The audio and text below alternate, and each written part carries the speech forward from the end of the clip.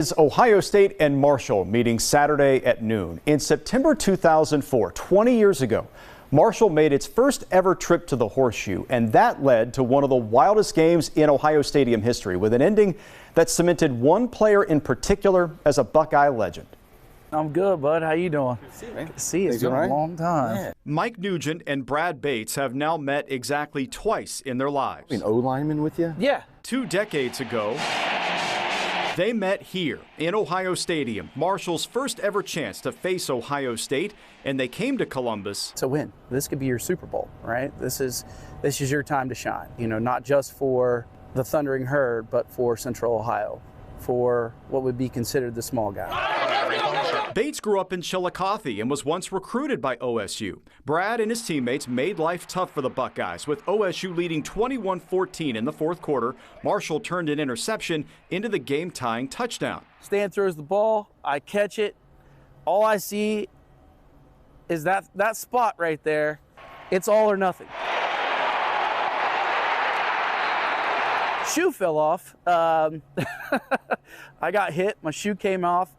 Like, we put ourselves in a moment to be great. Marshall later missed a short field goal to take the lead, and with 20 seconds to play, Ohio State had the ball back near midfield, and the best kicker in America in waiting. This might be that moment. Like, I've never had the walk-off game winner. 21-year-old kid, you have a lot more excitement than nerves, especially if you have a lot of confidence. I feel like I just kind of took that out there on the field. Nugent faced a 55-yard field goal to save the Buckeyes from overtime. By Mike's standards, a makeable distance. And then as soon as I seen it leave his foot and got over top, I was like, oh no. It started off just dead center, but when you hit a little bit high on it, if my hand is the ball, I hit a little bit high on it, it starts to go a little back and forth. That means you absolutely destroyed it. When you see a ball go back and forth, you killed it. I was like, okay, I hit it good. Distance is not a factor, and it's dead on. I'm like, I made it, oh my gosh. And then this thing just goes, moves over. I'm like, I was like, I missed it. I pulled it. It went left. It double broke and went left. And the last second, it just goes and just snuck inside the left. My heart sank.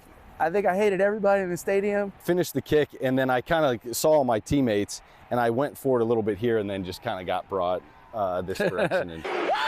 As the wild celebration lingered, Bates stepped away from his teammates and did something both players have remembered for 2 decades.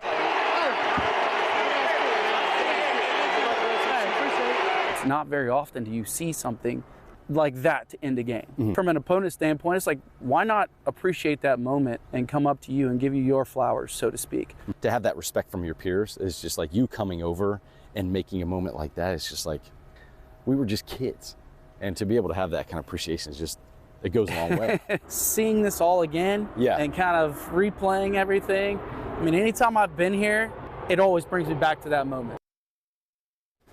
Now, Ohio State, believe it or not, has only had one other walk-off game-winning field goal since that kick 20 years ago. That kick happened in 2009. Mike obviously had a great NFL career. Oh, my gosh. He now lives in Columbus here locally, obviously goes to games all the time.